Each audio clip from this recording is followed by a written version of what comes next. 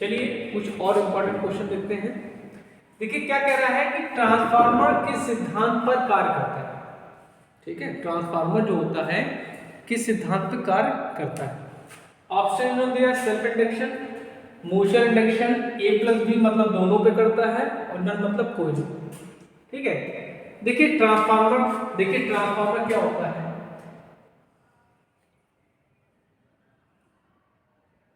ये आपकी क्या है, प्राइमरी वाइंडिंग। ठीक, और ये आपकी क्या है, सेकेंडरी वाइंडिंग। ठीक, अच्छा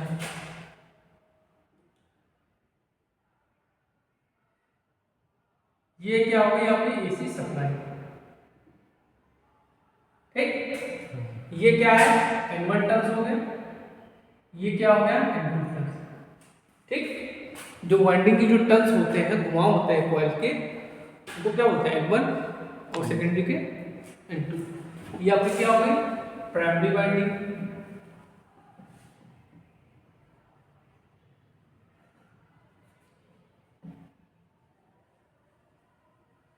ये आपकी सेकेंडरी वाइंडिंग।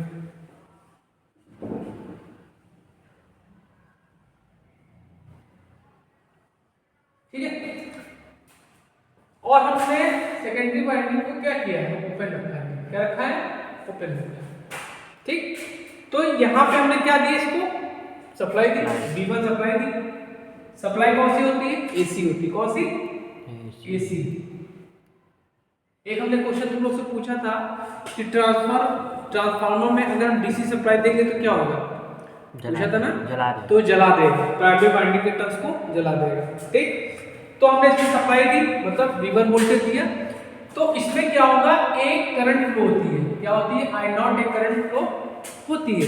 ये क्या होती है, इसको बोलते हैं नो लोड प्राइमरी करंट। क्या बोलते हैं, नो लोड प्राइमरी करंट। इसकी जो वैल्यू क्या होती है, 2% से लेकर 5% full load current. Full load मतलब यहाँ पे अगर हम लोड लगा देंगे तो इसमें करंट जो फ्लो होगी उसको बोलेंगे लोड करंट। ठीक, तो ये करंट क्या करती है, ये करंट क्या करती है, फ्लक्स जनरेट करेगी। क्या करेगी, फ्लक्स।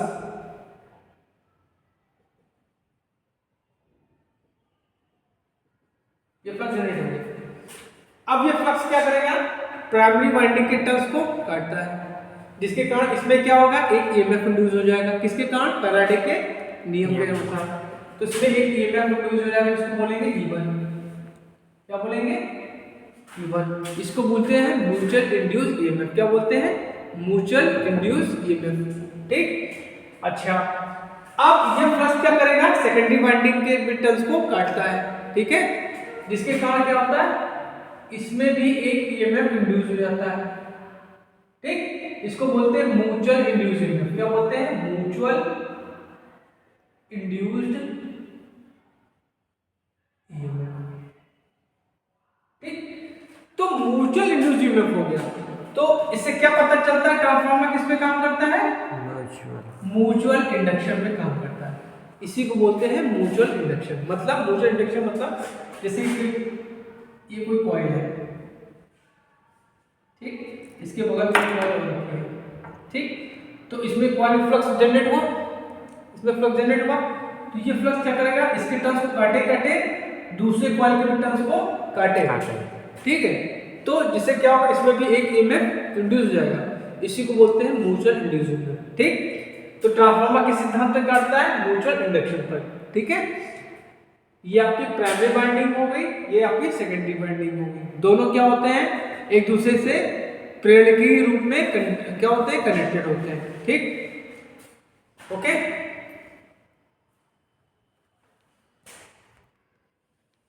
अब देखिए अगला क्वेश्चन क्या कह रहा है कि ट्रांसफार्मर की कोर बनी होती है। ठीक, देखिए कोर समझने से पहले होता क्या है, ये जो आप देख रहे हैं, ये देख रहे हैं, इसको बोलते हैं कोर। क्या बोलते हैं, कोर। ठीक, इसको क्या बोलते हैं, कोर। ठीक, कोर का क्या काम है, को पाथ देना। क्या देना, पाथ देना। मतलब जो आपका ये फ्लक्स है इसको क्या करना, पाथ देना, मतलब रास्ता देना। ठीक, ये कोर का काम होता है।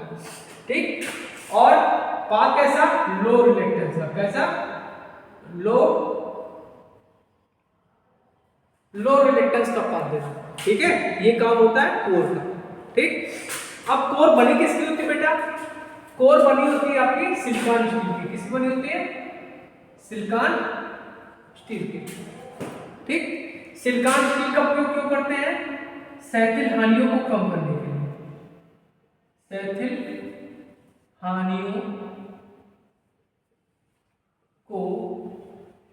कम करने के लिए। ठीक है, क्षैतिज हानियों को कम करने के लिए। ठीक, क्षैतिज हानियों का फॉर्मूला क्या होता है, W H इक्वल टू के एच बी मैक्स की पावर 1.6 F इंटू पी। ये क्षैतिज हानियों का फॉर्मूला होता है। ठीक, समझे। कॉपर की बनी होती है आपको बाइंडिंग, क्या बनी होती है, बाइंडिंग्स। बाइंडिंग्स होती है किसकी बनी होती है बेटा, किसकी बनी होती है, कॉपर। ठीक, अच्छा, सिलिकॉन स्टील में स्टील आपकी कितनी होती है, 97% होती है, और जो सिलिकॉन होता है वो 3% होता है। ये भी पता होना चाहिए आपको। ठीक, अब इन कोर को हम लोग क्या करते हैं, लैमिनेट करते हैं। क्या करते हैं, लैमिनेट करते हैं। ठीक है, लैमिनेट कोर को क्या करते हैं हम लोग, लैमिनेट करते हैं।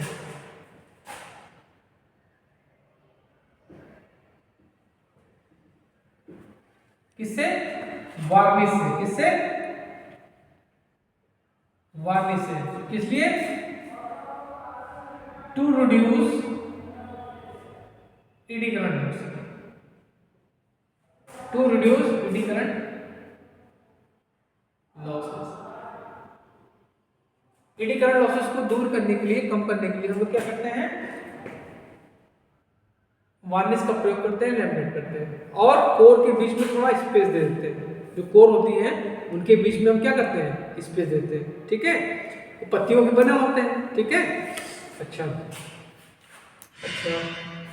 अगर आपसे पूछे ईडी करंट का लॉस का फॉर्मूला क्या होता है, तो W E equal to K E B max square F square T square B. ठीक है, ये ईडी करंट लॉसेस का फॉर्मूला होता है। ठीक, नोट करो। अब देखिए अगला क्वेश्चन क्या कह रहा है कि ट्रांसफार्मर एक सर्किट से दूसरे सर्किट में ट्रांसफर करता है। तो ये जो ये है, ये पार्ट, ये आपका पहला सर्किट हो गया, और ये आपका हो गया क्या, दूसरा सर्किट। ठीक, ओके। तो वोल्टेज को करता है, पावर करता है, करंट को करता है। पहले ट्रांसफार्मर क्या, आप ये समझ लीजिए, तभी आपको समझ में आएगा। देखिए ट्रांसफार्मर क्या है, स्टैटिक डिवाइस। क्या है, स्टैटिक डिवाइस। स्टैटिक डिवाइस मतलब जहां पे इसको रख देंगे वहीं पे स्टेबल हो जाएगा, ये मोशन नहीं करेगा, मूव नहीं करेगा। ठीक, ये क्या करता है, फिक्स्ड फ्रीक्वेंसी पर, फिक्स्ड फ्रीक्वेंसी मतलब फ्रीक्वेंसी अगर आपकी क्या है 50 हर्ट्ज है तो 50 हर्ट्ज ही रहेगी, चाहे इस सर्किट में ले लीजिए चाहे इस सर्किट में ले लीजिए, फ्रीक्वेंसी आपकी फिक्स ही रहेगी, 50 हर्ट्ज रहेगी। ठीक, फिक्स्ड फ्रीक्वेंसी पे क्या करता है, वोल्टेज को बढ़ाता है, वोल्टेज जब बढ़ेगी तो करंट क्या होगी, घटेगी, और वोल्टेज को घटाता है तो करंट क्या होगी, बढ़ेगी। ठीक, ये क्या करता है, पावर को ट्रांसफर करता है। किसको करता है, पावर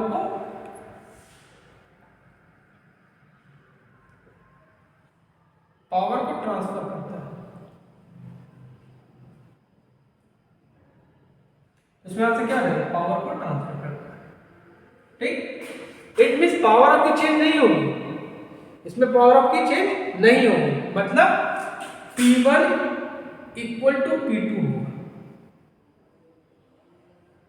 ठीक, ठीक है, पावर इसमें चेंज नहीं होगी। It means V1 I1 cos phi equal to V2 I2 cos phi। समझ में आया? ओके, नोट कर लो। अब देखिए अगला क्वेश्चन, आइडियल ट्रांसफार्मर की दक्षता होती है। पहले पढ़ लेते हैं आइडियल ट्रांसफार्मर होता क्या है। ठीक, आइडियल, इस दुनिया में कोई चीज आइडियल है? इवन मैं भी आइडियल नहीं हूं, इवन तुम भी आइडियल नहीं, इवन ये भी आइडियल नहीं। आइडियल मतलब जिसमें कोई दोष ना हो, ठीक, तो हो नहीं सकता, लेकिन हो नहीं सकता। तो आइडियल ट्रांसफार्मर क्या है? एक काल्पनिक ट्रांसफार्मर, इसकी हम सिर्फ कल्पना कर सकते हैं, इसकी सिर्फ हम क्या कर सकते हैं? कल्पना। तो क्या लिखेंगे? आइडियल ट्रांसफार्मर क्या है? काल्पनिक ट्रांसफार्मर।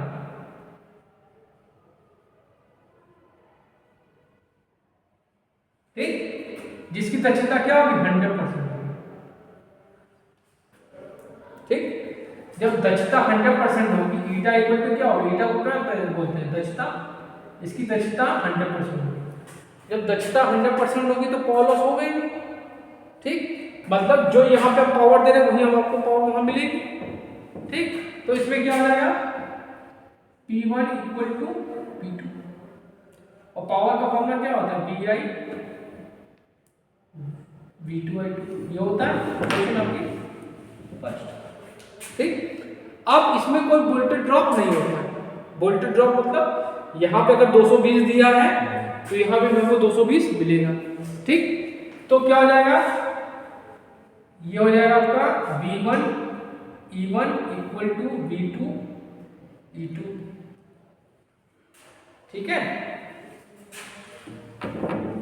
नहीं, ये होगा आपका E1 इक्वल टू E2। ठीक, सो ये हो जाएगा Ni इक्वल टू Ni2। ठीक, तो क्या हो जाएगा? From equation first and second, तो क्या हो जाएगा? यहां से अगर इक्वेशन ओपन आया तो क्या हो जाएगा? V2 upon V1 equal to I1 upon I2, यही तो होगा। इस इक्वेशन इसकी फर्स्ट को ये मानते हैं, और इसी तरह यहाँ निकालो तो N2 upon N1 equal to I1 upon I2। ठीक, अब समीकरण 1 और 2 से, समीकरण 1 और 2 से तो क्या हो जाएगा? ये हो जाएगा V2 upon V1 equal to E2 upon E1 equal to N2 upon N1 equal to I1 upon I2 equal to K। इसको बोलते हैं ट्रांसफॉर्मेशन रेशियो। क्या बोलते हैं? Transformation ratio.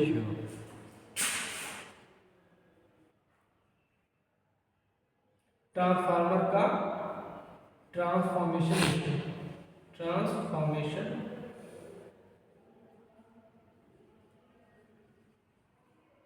ठीक, ओके। अच्छा, देखिए जो आपका पावर ट्रांसफार्मर होता है उसकी दक्षता होती है 95 से 98%। क्या होती है? 95 से 98%। और जो आपका आइडियल होता है इसकी होती है 100%। एक होता है आपका डिस्ट्रीब्यूशन ट्रांसफार्मर,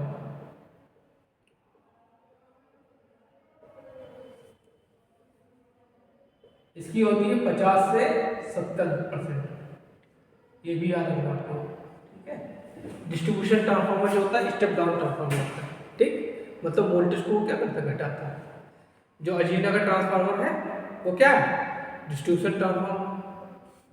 जो कितने दो ट्रांसफार्मर रखे ना वो डिस्ट्रीब्यूशन ट्रांसफार्मर। नोट कर लो। देखिए इसमें जो V2 क्या है, ये आपका V2 है। सेकेंडरी वाइंडिंग का जो वोल्टेज होगा उसको V2 बोलेंगे, V1 क्या होगा, प्राइमरी वाइंडिंग का वोल्टेज जो हम लोग देते हैं सप्लाई। E2 क्या है, सेकेंडरी वाइंडिंग में जो ईएमएफ इंड्यूस होगा। E1 क्या है, प्राइमरी वाइंडिंग में जो ईएमएफ इंड्यूस होगा, ठीक है। N2 क्या है, सेकेंडरी वाइंडिंग के टर्म्स है। N1 क्या है, प्राइमरी वाइंडिंग के टर्म्स है, ठीक है। ये आपको बताना जरूरी है। अब देखिए अगला क्वेश्चन बहुत इंपॉर्टेंट है ये। इंपॉर्टेंट चाहे जितना बता दें, पढ़ना तो है नहीं। ट्रांसफार्मर का ईएमएफ समीकरण, ठीक। चलिए ईएमएफ समीकरण पहले ड्राइव करते हैं, ड्राइव करना सीखिए आप लोग। ईएमएफ समीकरण कैसे आया, ठीक। देखिए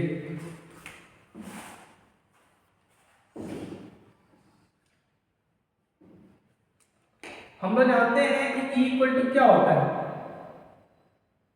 d∅dt होता है फैराडे के नियम से। और जो इसमें जो फ्लक्स उत्पन्न होता है वो क्या होता है, इसमें जो फ्लक्स उत्पन्न होता है वो क्या होता है, φm sin omega t। Sinusoidal होता है ना, ठीक। तो यहाँ पे फाई की हम गिर देंगे, तो n d∅dt phi max sin omega t, ये हुआ। अच्छा हमने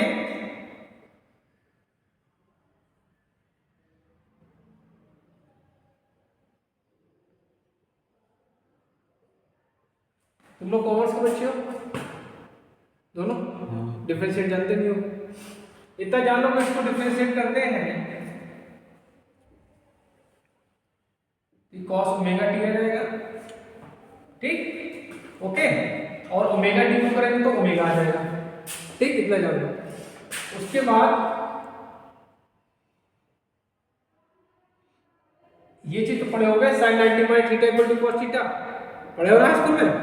तो यहाँ इसको क्या लिख सकते हैं, sin 90 माइनस ओमेगा टी लिख सकते हो। cos sin 90 by theta equal to cos theta होता है, उसकी जगह हमने ये रख दिया, ठीक। अब इसको हमने उलट दिया तो क्या हो जाएगा, माइनस से निकलने के बाद माइनस माइनस क्या हो जाएगा, प्लस हो जाएगा। तो n फाई m ओमेगा ये क्या हो जाएगा, ओमेगा टी माइनस 90 कर दिया, उलट दिया हमने। उलटने से क्या माइनस निकलेगा, माइनस माइनस क्या होगा, प्लस होगा। अब ये जो वैल्यू होती है बहुत छोटी होती है, क्या होती है, बहुत छोटी है, तो इसको हम लोग निगलेक्ट कर देते हैं। क्या कर देते हैं, जब कोई वैल्यू बहुत छोटी होती है उसको क्या कर देते हैं, हटा देते हैं, ठीक। तो यहां पर क्या होगा, equal to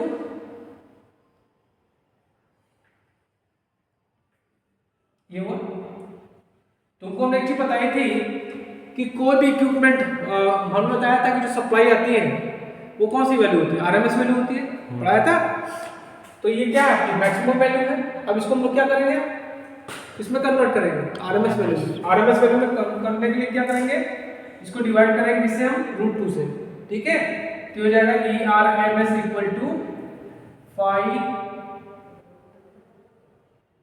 n phi m omega √2, ठीक, ओके। तो इसको जब सॉल्व करते हैं, n हो गया, ओमेगा वैल्यू होती है 2 पाई f। कितनी फ्रीक्वेंसी है आपकी, यहाँ पे 50 हर्ट्ज है।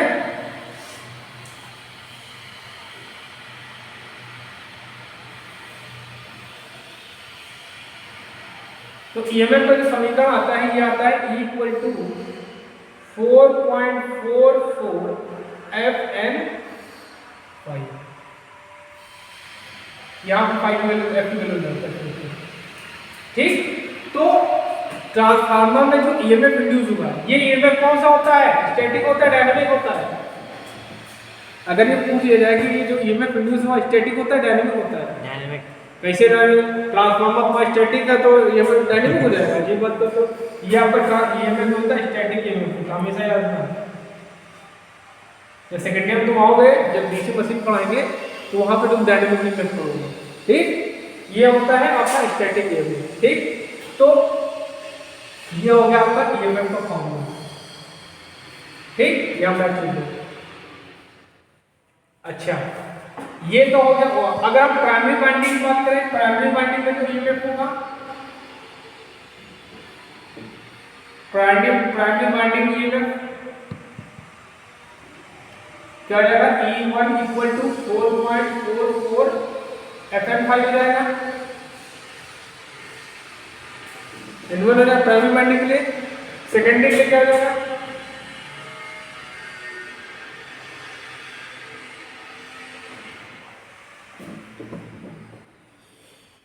E2 हो जाएगा N2 4.44 F into 5। इनको आपस में डिवाइड करोगे तो आपका ट्रांसफॉर्मेशन रेशियो आ जाएगा। क्या आ जाएगा, ये होता है आपका सेल्फ इंड्यूसिंग सेल्फ, और ये क्या होता है म्यूचुअल। ठीक, और इसको जब डिवाइड करोगे तो क्या हो जाएगा, E2 upon E1 equal to N2 upon N1 equal to 2। ये हो गया आपका, इसको बोलते हैं टर्न रेशियो। क्या बोलते हैं इसको, टर्न रेशियो। नोट करो, देखिए क्या कह रहा है, ट्रांसफार्मर में किस तेल का प्रयोग करते हैं। ठीक, खनिज तेल, सिंथेटिक तेल, A+D नल। तो देखिए तेल का काम क्या है, तेल हम लोग यूज करते हैं कूलिंग और लुब्रिकेशन।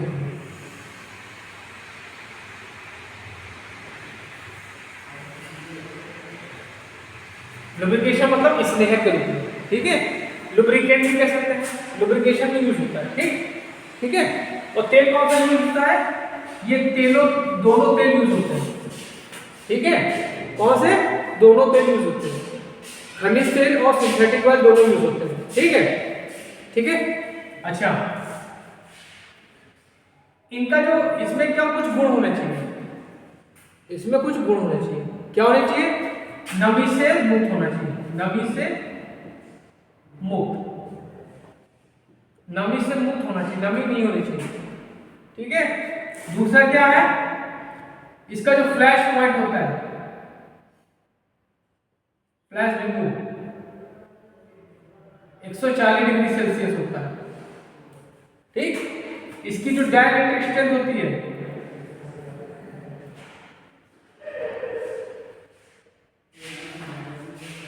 कितनी होती है, 35 kVA पर kVA पर कुछ यूनिट होती है इसकी। ये चीजें होनी चाहिए।